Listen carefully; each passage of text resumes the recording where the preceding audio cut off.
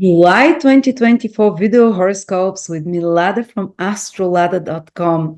July is, for me, have to be a very interesting month, a month of battle between light and darkness, but the light predominates because the month starts with a new moon on Sirius, the most spiritual, powerful star, the brightest star in the sky with energy. The Christed energy is carried there, which with only with good aspects. Then the whole month, Jupiter is passing over the eye of the bull, the luckiest star, according to ancient astrology of Hermes, the star of success and abundance. And Jupiter is the planet of success and abundance. And this happens once in 12 years only. This is the star of Archangel Michael.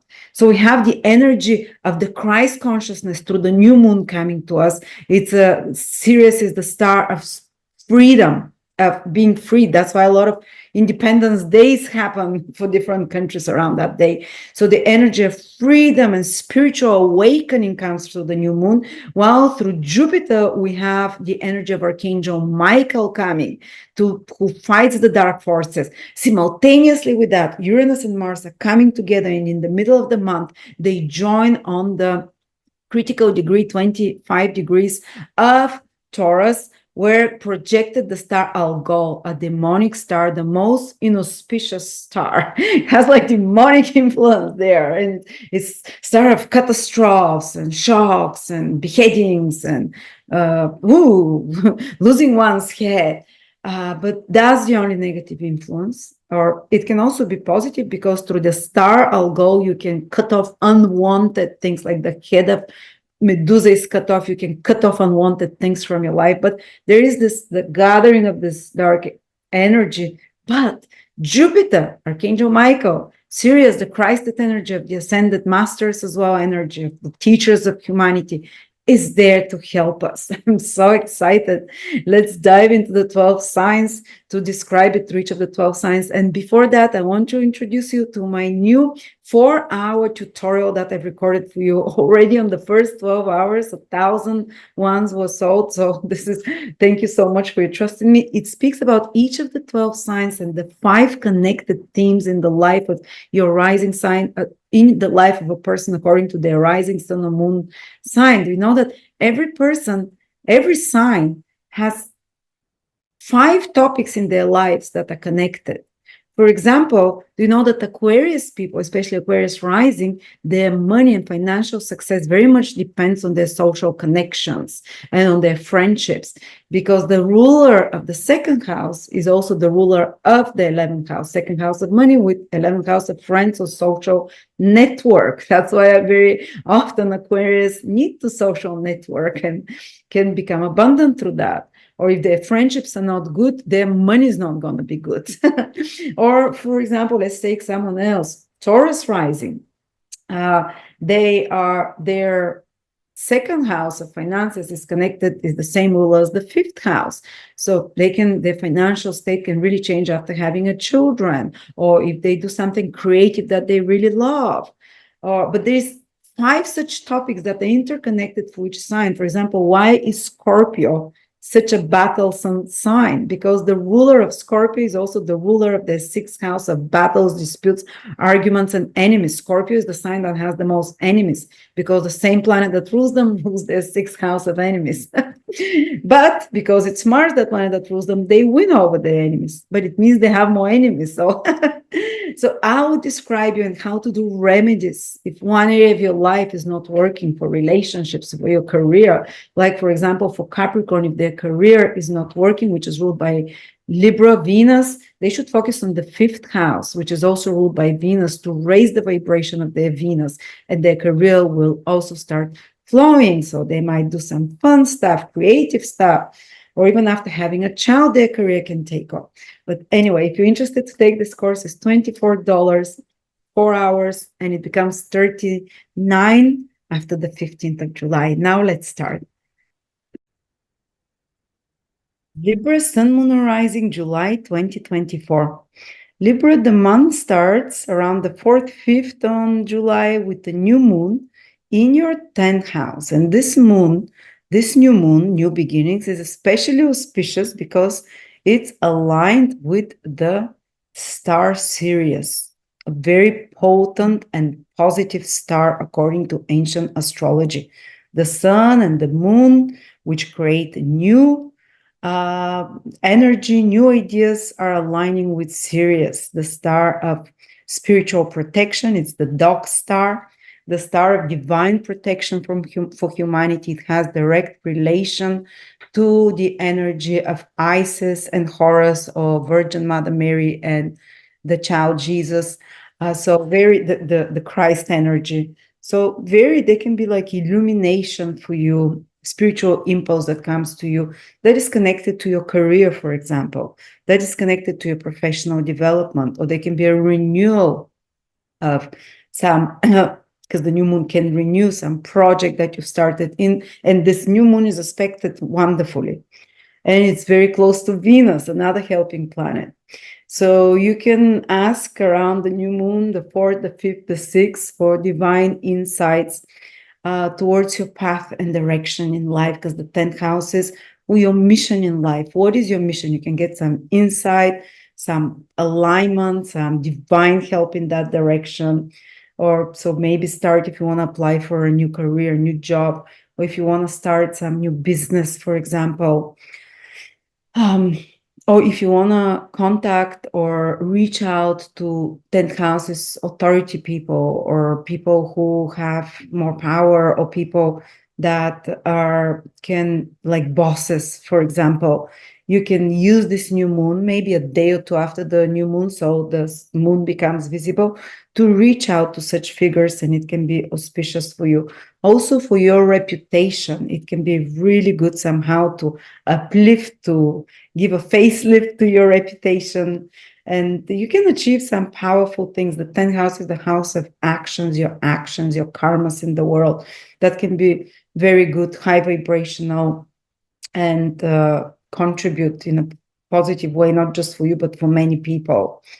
Then this new moon, so it's just career renewal and so on, but the whole month, Jupiter, which is the luckiest planet, will be passing over the luckiest and most positive star in the sky, known as Aldebaran. This is Jupiter. This is the eye of the bull.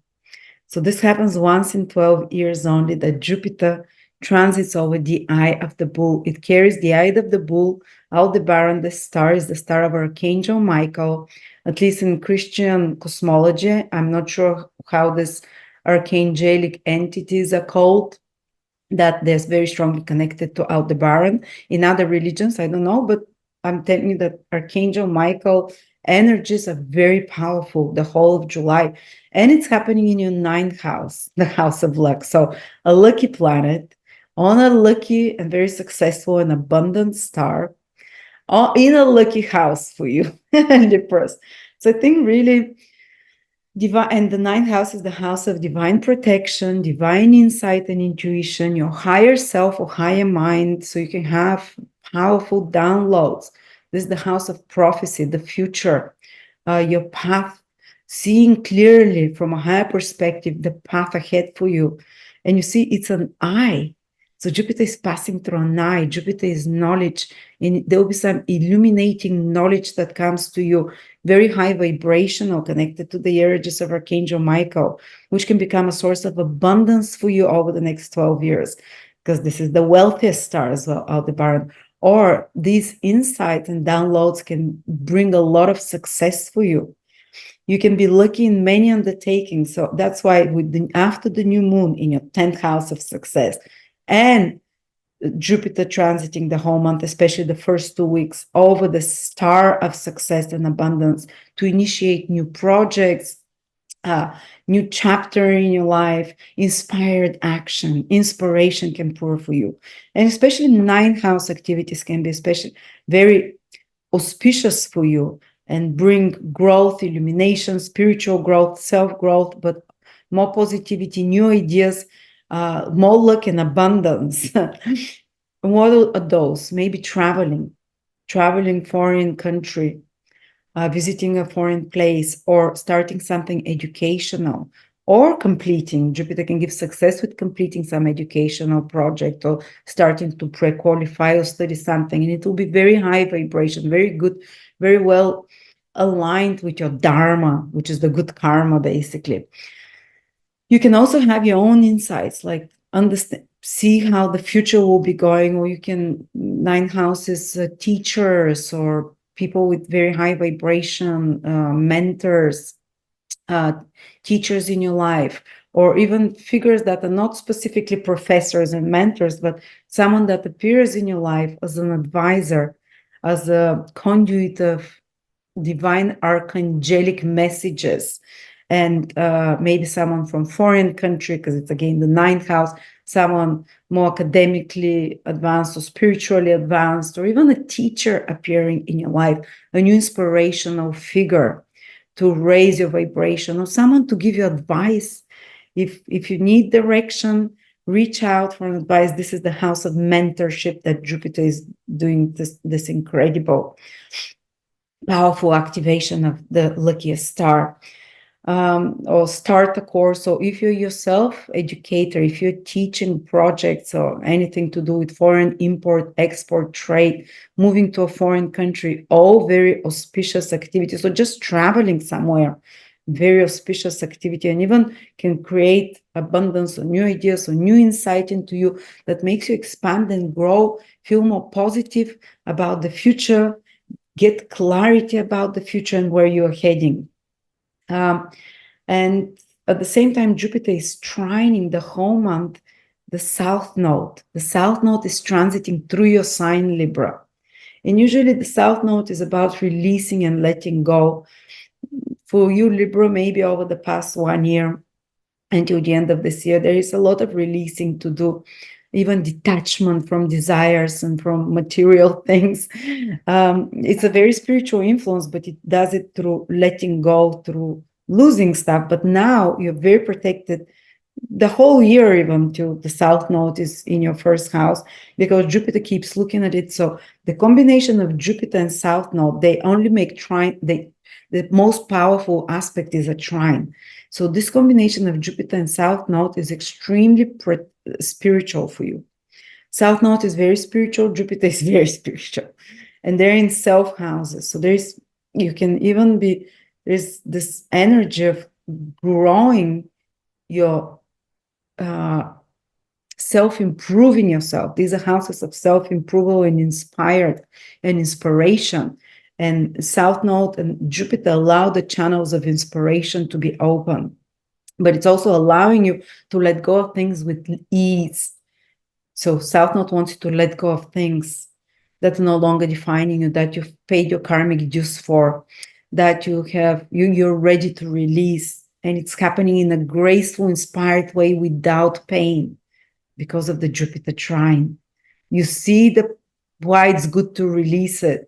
You let it go, and it can be the South Node Jupiter trine releasing something that has been blocking you for a long time and feeling freer.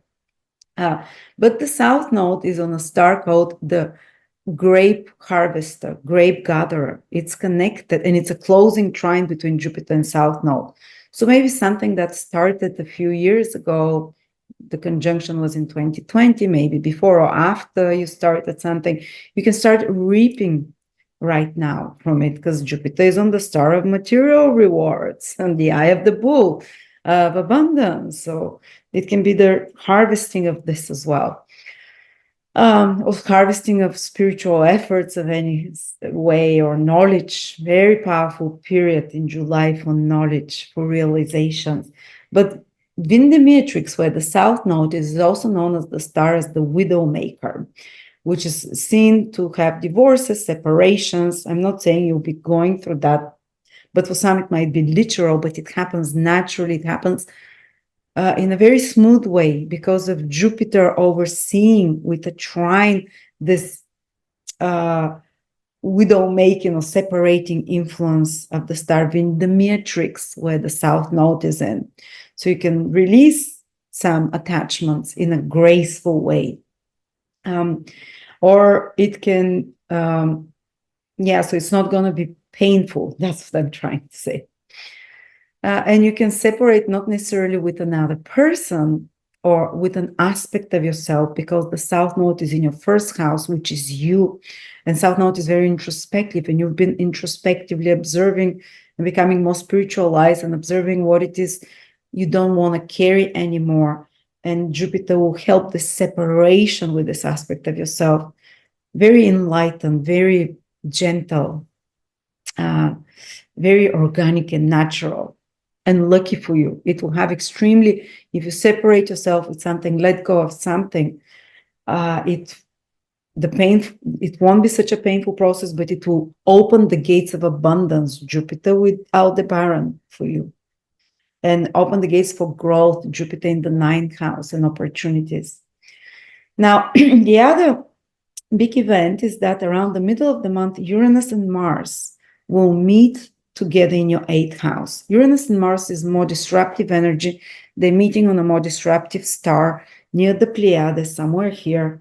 Uranus is here, Mars comes and joins it, the Pleiades here, and above it is another disruptive star called Algol, or Medusa's head. So it's about cutting something off. Medusa's head was cut off, cutting some monster away from your life. But Uranus and Mars in the eighth house, which is again about excretion. So interesting here. Swords, knives, excretion, cutting off heads of monsters. Eighth house is the house of our traumas and our inner demons and our internal struggles and battles within ourselves, between light and good.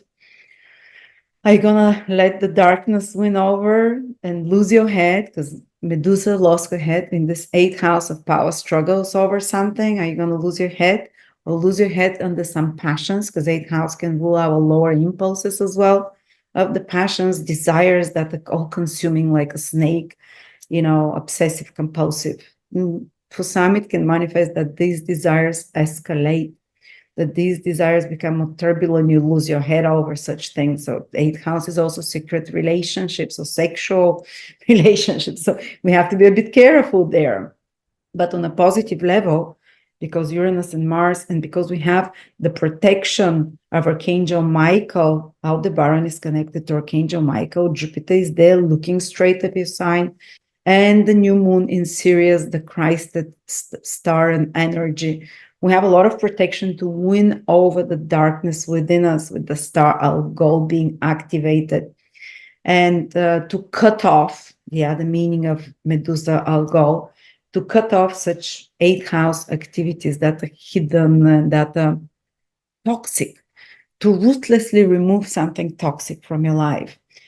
Also, you have to be a bit careful with Uranus and Mars about risky financial, especially on stock markets, eighth house rules that, or with your mutual finances with a partner, if you have a business partnership, or with mutual finances in your marriage, not to be too rash, not to lose your head there. But the star Algol, where Mars and Uranus are meeting, according to Hermetic knowledge, is also star of wealth in the eighth house, which is connected to resources and money from others or hidden resources. So for some of you, it can actually be an activation for money coming to you from others, but it has this connotation that something disruptive happens first, maybe some kind of a struggle, some kind of a shock or surprise, or because of the star overall, but still this potential is there and it's sudden. But also, be careful, not like, as I said, those mutual finances, taxes, and so on, but also some secrets can be illuminated. The eighth house is the house of secrets. Uranus is the planet of truth that can come to the surface, that can be surprise, something that's alchemically working on your emotional, psychological state.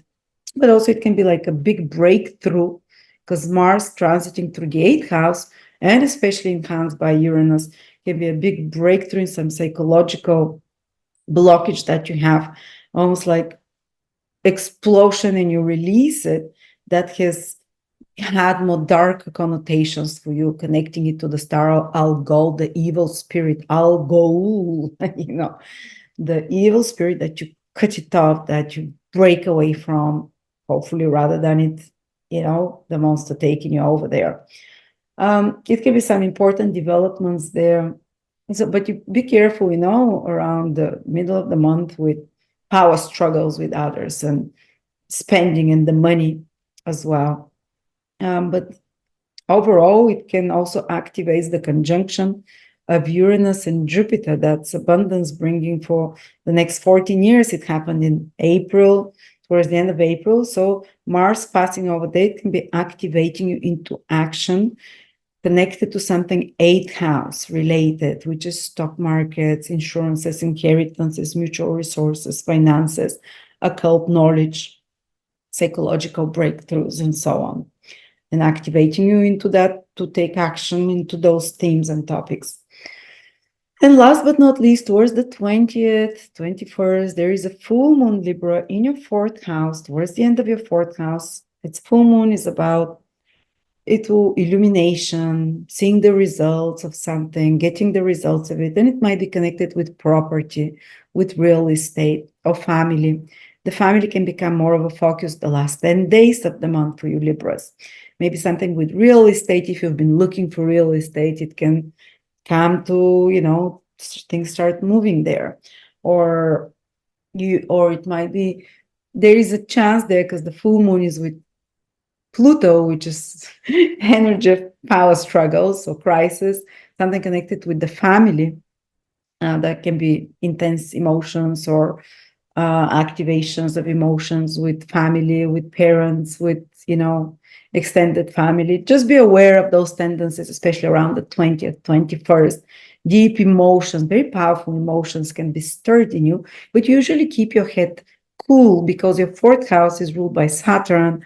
So there is usually naturally more in control of emotions, but still it's now can be this emotional activation. But again, as I said, for real estates and such kind of stuff, it can be positive activating influence. Or you can also have some deep realizations about your family, deep release, because full moon is also about releasing. It's very manifesting influence, but it's also about releasing some attachment that are more toxic, that are connected to how you were raised as a child or to your behavior as a parent, some transformation in your parenting behavior, some intense transformation in your relationship with your mother, or even releasing attachments to ancestral or parental patterns of your early family, or making some change in your own family.